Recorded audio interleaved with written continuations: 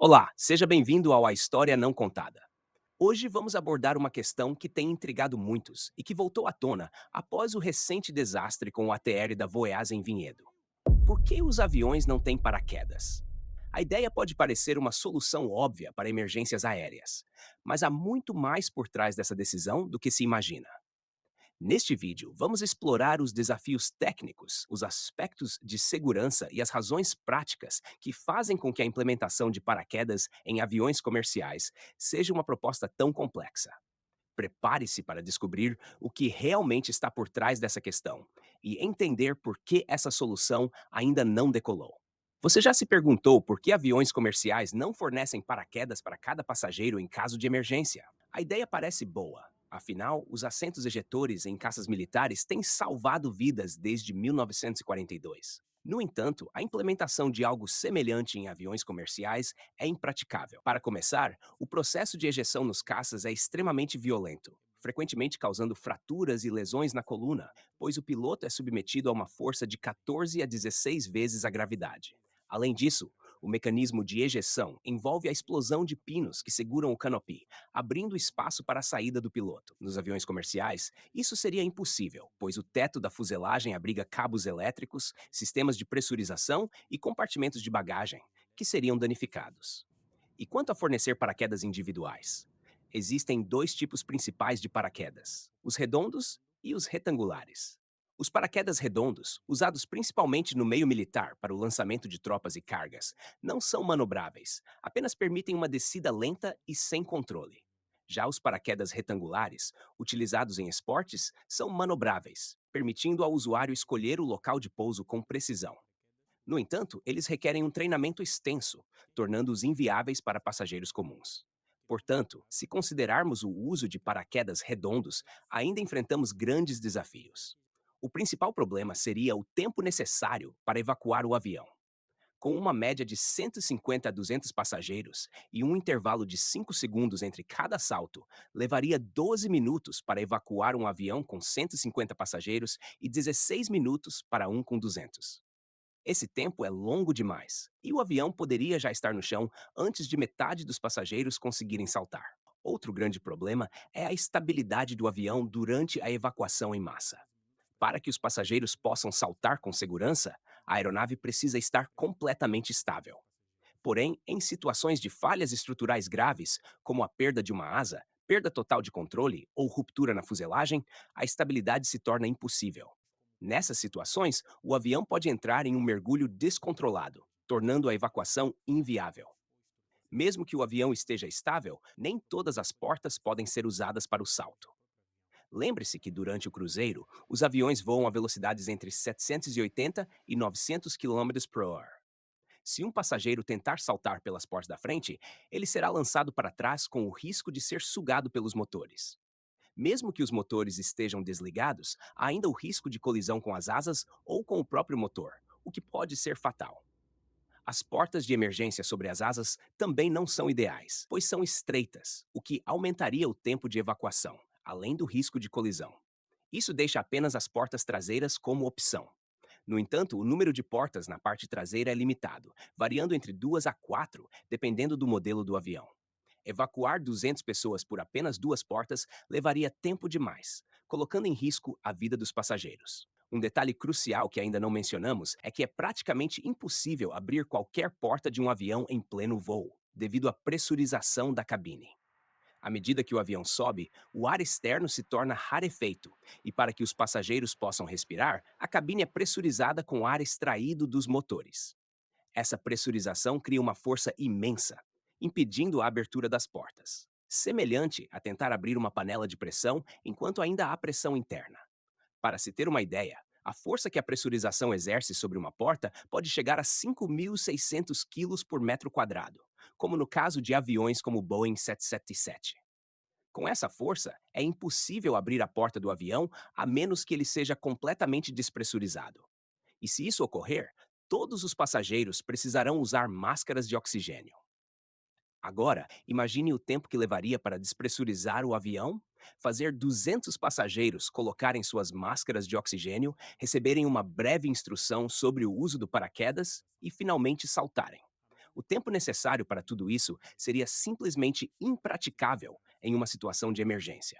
Um dos maiores desafios ao considerar a ideia de abrir uma porta de avião durante o voo a uma velocidade de 700 a 900 km/h é a imensa força do vento, que supera até mesmo a de um furacão de categoria 5. Essa ação poderia desintegrar o avião por completo. Mesmo deixando de lado essa questão, ainda há muitos outros obstáculos a serem enfrentados.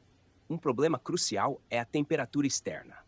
Em grandes altitudes, onde os aviões geralmente voam, cerca de 30 mil pés, 9 quilômetros, a temperatura varia entre menos 30 graus Celsius e menos 60 graus Celsius, dependendo da região. Durante uma emergência, se uma porta fosse aberta, uma corrente de ar congelante de 50 graus Celsius entraria na cabine, o que poderia causar sérios problemas aos passageiros. Além disso, para que os paraquedas funcionem adequadamente durante a queda, a pessoa que o utiliza deve ser capaz de abri-lo manualmente. Se alguém desmaiar durante a queda, o paraquedas precisaria de um sistema de abertura automática, o que aumentaria consideravelmente o custo do equipamento. Paraquedas também têm limitações de funcionamento em altas altitudes, onde o ar rarefeito pode comprometer sua eficácia. Outro fator crítico é o medo de saltar de paraquedas. Muitas pessoas entrariam em pânico, desmaiariam ou ficariam histéricas, tornando o processo de evacuação caótico. Crianças e bebês que também estão a bordo complicariam ainda mais essa situação. Mesmo após o salto, sobreviver a um possível acidente aéreo ainda seria incerto. Aviões frequentemente sobrevoam desertos, zonas remotas e oceanos. Pessoas que não sabem nadar, por exemplo, poderiam se afogar ao cair no mar, mesmo que estivessem equipadas com coletes salva-vidas. O resgate no meio do oceano pode demorar dias ou até semanas. E, como as pessoas saltariam em intervalos diferentes, poderiam cair em pontos distantes umas das outras, dificultando ainda mais o resgate. Vale lembrar que a maioria dos acidentes aéreos não ocorre durante o cruzeiro, mas sim durante a decolagem ou pouso. Nesses casos, os paraquedas não teriam tempo suficiente para abrir completamente, devido à baixa altitude. Além disso, o peso dos paraquedas é um fator significativo. Um paraquedas de emergência pesa cerca de 10 quilogramas. Para um avião com 200 passageiros, isso representaria um acréscimo de 2 toneladas de peso. Transportar esse peso adicional aumentaria o consumo de combustível e, consequentemente, o custo do voo, encarecendo as passagens aéreas. Em resumo, a introdução de paraquedas em aviões comerciais, embora pareça uma boa solução, traria uma série de complicações difíceis, se não impossíveis, de resolver. Mesmo que os paraquedas estivessem disponíveis e as portas pudessem ser abertas, muitos passageiros poderiam não conseguir saltar devido ao medo ou ao tempo limitado, reduzindo drasticamente as chances de todos escaparem do avião a tempo. Ainda há o risco de, ao saltar de paraquedas, cair no meio do oceano, em águas congelantes ou em um local remoto e inacessível. Mas então, existe alguma forma eficaz de se salvar em um acidente de avião? A resposta é sim. E isso já está em prática em algumas aeronaves. A última geração de aviões, como o Boeing 777, são extremamente robustos e seguros, tanto do ponto de vista dos sistemas eletrônicos e mecânicos, quanto da estrutura do avião. As chances de um desses aviões perder totalmente o controle, perder todos os motores, ou mesmo perder uma asa e cair, são muito baixas. Mas por que não equipar o próprio avião com um paraquedas, ao invés de tentar equipar cada passageiro? Isso é feito em aeronaves de pequeno porte, como as usadas em aviação recreativa, onde o peso e o tamanho são bem menores. No entanto, aplicar essa ideia a um avião de grande porte, como um Boeing 777, que pesa mais de 200 toneladas, é impraticável. Para se ter uma ideia, o paraquedas necessário para um avião de grande porte teria uma área equivalente a um campo e meio de futebol, feito de um tecido extremamente resistente. O peso desse paraquedas e os sistemas necessários para seu funcionamento seriam enormes. Além disso, se a emergência ocorresse logo após a decolagem ou próximo ao pouso, o tempo disponível seria insuficiente para que um paraquedas desse tamanho pudesse abrir a tempo.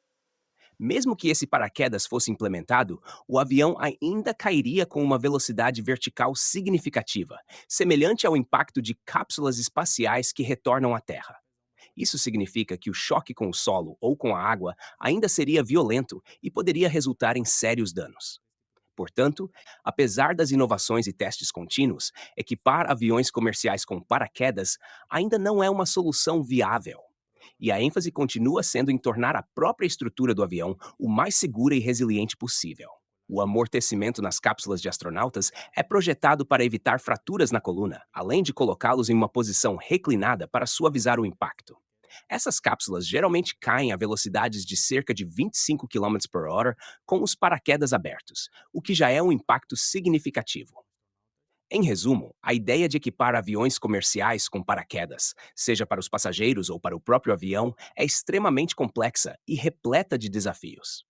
Existem inúmeras variáveis e pontos críticos de falha que tornam essa solução impraticável. Muitas coisas podem dar errado, desde o tempo necessário para preparar e saltar, até o estresse humano em situações de emergência. Provavelmente, por essas razões, não vemos paraquedas individuais em aviões comerciais, nem sistemas de paraquedas para a aeronave inteira. A melhor forma de sobreviver a um possível acidente aéreo é, na verdade, preveni-lo. Isso se consegue construindo aviões cada vez mais robustos, seguros e que não falham catastroficamente.